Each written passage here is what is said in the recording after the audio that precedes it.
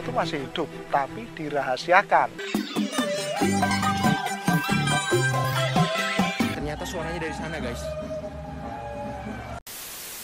Hai everything, thank you udah ngeklik video ini dan selamat datang di update. Ada apa ya dari internet?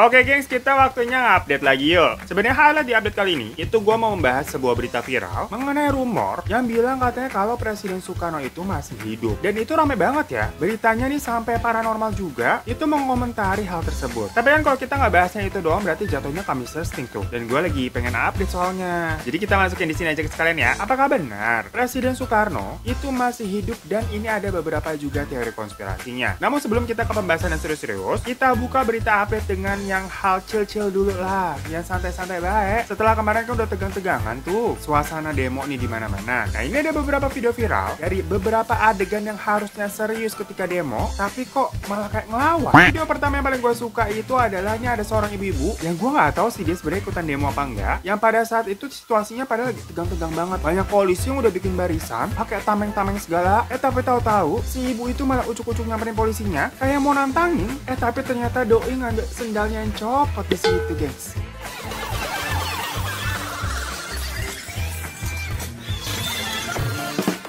Tuh kan ngeliatnya kayak, ya ibu kirain kita mau ngapain bu? Emang ya nih, the power of mama yang situasinya lagi tegang begitu, masih aja sempat-sempatnya lu ngambil sendal bu. Tapi salut sih gue sama si ibu nih, gak ada takut-takutnya berarti ya. Malah polisinya tuh pada takut tuh sampai pada mundur-mundur. Aduh ibu. Soalnya kalau bukan emak-emak nih, gue yakin gak ada orang yang berani-beraninya itu ngambil sendal di dalam keadaan kayak begitu. Gak percaya? Ini ada video juga dari anak mahasiswa yang ikutan demo nih teriak-teriak, marah-marah perkara sendalnya hilang.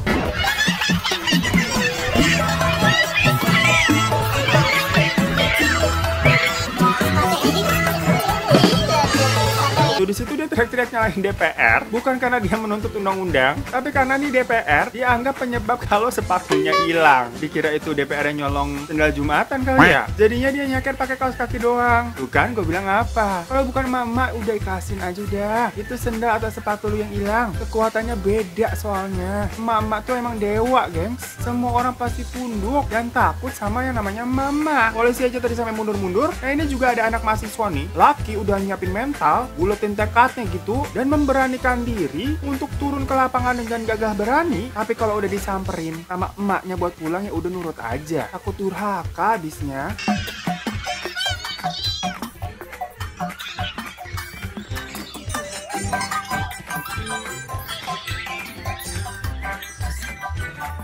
Tuh, cowok sejantan apapun ya, kalau udah emaknya menurunkan titah buat pulang loh. Jadi pada dikutuk jadikan pari kan, yang udah pulang aja dah. Lagian emaknya juga ada-ada aja sih ya. Nyampernya pakai daster begitu. Di tengah mahasiswa lagi kumpul, lagi pada mau demo tuh, kayak nyamperin anak bocah. Gegara dicariin mainnya sampai siang, terus disuruh pulang buat makan sama tidur siang. Lah pulang lu tong. Tapi gue jujur sih salut sih sama nih mas-masnya atau si anaknya emak itu. Yang bagaimanapun juga berarti dia jatuhnya nurut ya sama orang tua ya. Bukannya kayak ngelawan gitu maksudnya. Ya walaupun itu bakalan diceng-cengin satu angkatan ya gue rasa ya. Tapi ngomong-ngomong diceng-cengin, ini juga ada kejadian yang mau ketawa tapi takut dosa. Tapi ngeliatnya emang aduh kasihan. Di tengah keadaan lagi rame tuh, ada seorang mahasiswa yang gak sengaja kedorong-dorong, jatuh ke selokan, gengs.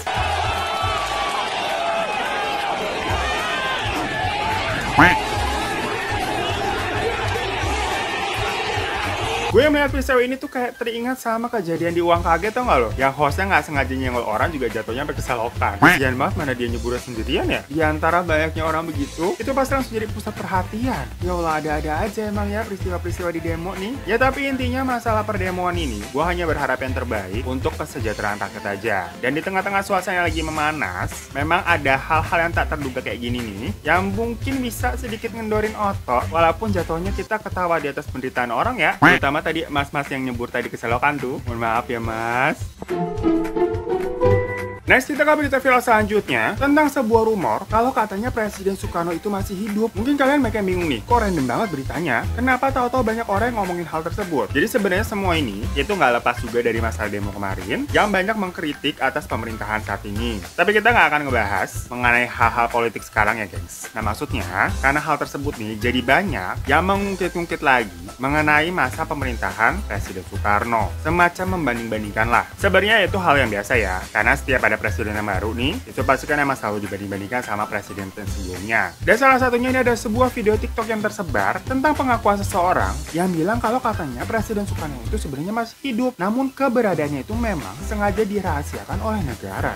Itu masih hidup, tapi dirahasiakan. Kalau saya itu sebenarnya tahu dia di mana tempatnya. Nah, jadi itulah tadi sebenarnya awal mula video yang menjadi viral nih dan diikuti dengan beberapa video-video dan berita-berita lainnya mengenai Presiden Soekarno yang biasa nih netizen itu jadi pada kayak detektif dadakan atau petani dadakan juga suka cocok logi. By the way, ini disclaimer aja di awal, semua pembahasan mengenai Presiden Soekarno ini yang katanya masih hidup, ini jatuhnya semua konspirasi ya guys. Jadi nggak usah terlalu serius ataupun baper. Karena di sini gue juga hanya mau menjelaskan aja kenapa berita ini tuh tahu-tahu menjadi rame kan gitu. Nah, dan setelah gue cari tahu mengenai video tadi tuh, ternyata sebenarnya itu adalah video lama yang udah pernah terpublish tahun lalu dan sekarang semacam kayak di-up lagi ya karena isu pemerintahan yang saat ini lagi rame yang tadi kayak gue bilang di awal. Tapi sebenarnya kalau dilihat lagi dan didengarkan video tersebut tuh ada yang janggal guys. Ini sih menurut gue ya, tentang ungkapan yang diomongin sama orang tadi. Dia kan bilang nih kalau dia nih tahu keberadaan Presiden Soekarno tuh sekarang di mana dan dia juga katanya bisa nganter kalau emang mau ketemu. Tapi jangan dibongkar karena itu adalah rahasia negara. Boleh nanti jumpai saya antar ke keluarga dia. Tapi dilarang membongkar karena itu rahasia negara dan rahasia Allah Subhanahu wa Ta'ala. Mohon maaf nih, dengan bilang kalau beliau itu masih hidup, terus tahu di mana lokasinya dan mau nganter juga, lah apa itu bukan spoiler namanya? Alias yang ngasih tahu juga dong ke publik, yang jatuhnya itu kan rahasia. Maksud gue ini jadi kayak kalau gue lagi ngerumpi sama ibu komplek di tukang sayur tuh, bilang misalnya mau ngomongin orang nih, saya bukannya mau ngomongin loh, ini mau nginfo aja, tapi jangan jaminan dari saya ya. Ya jatuhnya tuh bocor-bocor juga nggak sih? Jadi udah nggak rahasia. Namun memang misteri atau pemberitaan tentang konspirasi bahwa Presiden Soekarno ini masih hidup itu kayak menarik banget ya. Banyak banget versi-versi ceritanya. Dan berita ini juga jadinya tambah viral dan tambah besar lagi saat seorang tokoh paranormal yang bernama Mbah Mijan menjawab pertanyaan dari netizen, apakah Presiden Soekarno itu masih hidup? Dan Mbah Mijan ini menjawab masih. Apa benar Ir Soekarno masih hidup?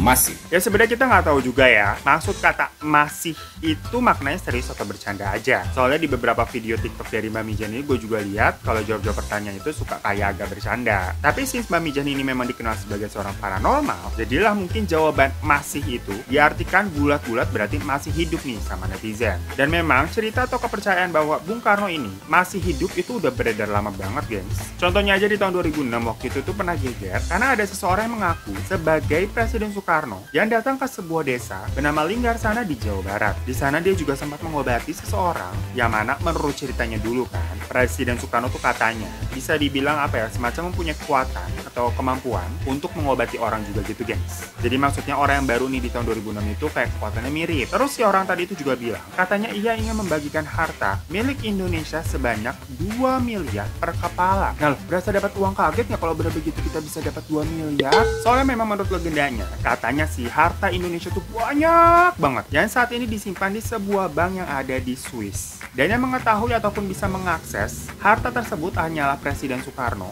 dan satu orang kepercayaannya. Ini pokoknya ada cerita konspirasi lainnya lagi ya guys, yang mengenai harta Presiden Soekarno tuh seru banget juga sih sebenarnya. Kalau kalian pernah nonton film Joko Anwar tuh yang judulnya Kala, itu best ceritanya sih katanya tentang harta Indonesia yang dijaga sama makhluk halus gitu guys. Nonton deh, seru deh. Nah, kita balik lagi ke orang tadi ya. Masyarakat di sana tuh mengaku sering melihat si orang ini berada di sebuah masjid 1000 pintu yang berada di dekat Pelabuhan Ratu, di mana katanya dia ini menunggu seseorang yang ditakdirkan untuk menjadi pemimpin bangsa karena kejujurannya untuk mewarisi semua harta tersebut yang nantinya untuk dibagikan kepada rakyat yang kayak emang tadi tujuannya di awal. Dan menurut konspirasi lain, pada saat Bung Karno diumumkan telah tiada waktu itu, sebenarnya beliau itu memalsukan hal tersebut untuk pergi ke suatu tempat dengan sebuah misi rahasia. Jadi yang dikuburkan itu bukanlah sosok Bung Karno yang sebenarnya. Namun balik lagi ya, semua desas-desus ini itu hanyalah cerita-cerita dari orang-orang yang memang percaya. Karena kalau dipikir-pikir lagi nih, jikalau memang beliau ini masih hidup, berarti sekarang kurang lebih itu umurnya 119 tahun. Nah, dengan usia yang sudah sebanyak itu ya, teorinya juga jadi kemana-mana tuh. Ada yang bilang kalau beliau ini bisa mendapatkan umur yang segitu panjang karena mendapatkan kekuatan dari Ratu Pantai Selatan. Atau ada juga yang bilang kalau beliau itu hidup di dua alam lah. Ya pokoknya semuanya tetap menjadi teori konspirasi atau asumsi aja. Kalau menurut gue pribadi ya pastinya beliau ini memang masih hidup di hati kita semua rakyat Indonesia yang berterima kasih atas jasa-jasanya.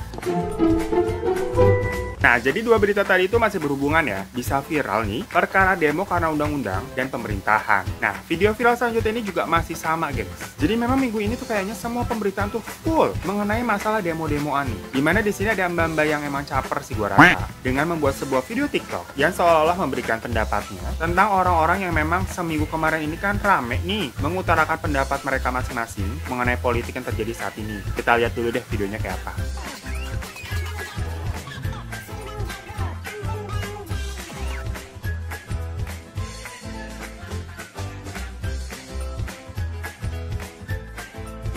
Ya maksudnya kalau mau berpendapat ya boleh-boleh aja, sah-sah aja. Tapi kalau caranya seperti itu terlalu cringe kali ya. Sekarang mah apa-apa dibuat TikTok, disiksa TikTok, dimarahin orang tua TikTok. Yang mana dari gerakan dan backsoundnya pun itu jadinya terkesan lebih ke ngeledek ya. Yang maksudnya jadi kayak semacam terlihat sengaja pengen rame aja. Tapi pas beneran jadi rame, orang-orang jadinya ngehujat dia. Ujung-ujungnya klarifikasi dan minta maaf. Minta maaf atas video saya yang lagi viral sekarang.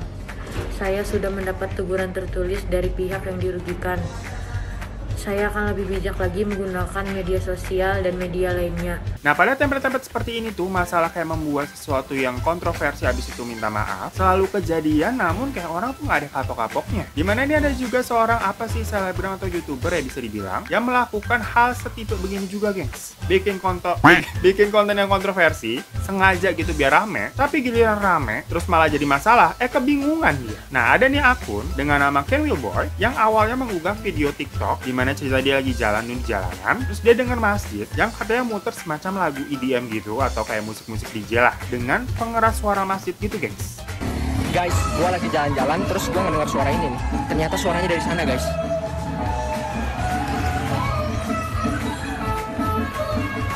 Yang nyetel lagu ini benar-benar nggak ada akhlak.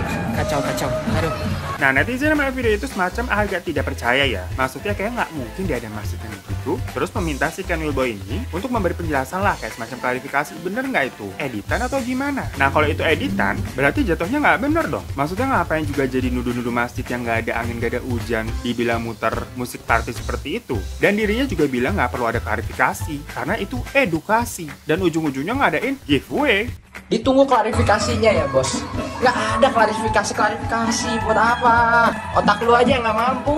Pada lu ribut-ribut nih, join giveaway aja ya. Syaratnya cuma like, comment, dan follow. Mohon maaf kalau kayak gitu letak edukasinya di mana ya kalau boleh tahu? Nah, karena dia nih ngotot, nggak mau klarifikasi atau menjelaskan sebenarnya apa sih yang terjadi, ya netizen ini pada nyari tahu sendirilah dengan nanya langsung ke pihak masjid yang bersangkutan yang ada di video tersebut, bener nggak? Atau memang ada orang iseng yang muter musik seperti itu? Tapi kenyataannya nggak pernah ada. Dia ketahuan kalau video tersebut itu cuma editan. Dicecer lah itu Ken Wilboy yang awal-awalnya dia ngata-ngatain netizen otaknya nggak mampu dan nggak mau klarifikasi, tapi ujung-ujungnya dia template lagi. Saya menyesal atas tindakan saya tadi siang karena saya udah membuat video TikTok dan itu hanyalah editan.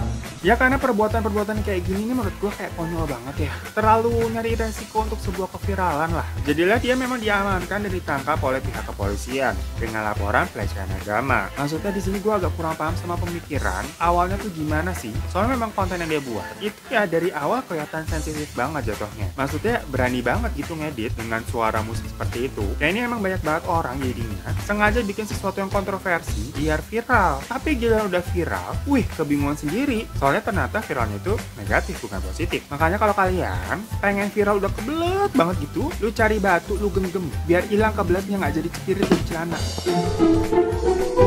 So itu tadi berita update kali ini, yang selalu gue mohon maaf kalau ada salah-salah kata, dan kalian bisa cross-check lagi berita-berita yang ada di video kali ini. Berarti kita ketemu lagi di update selanjutnya ya. Oke, dadah.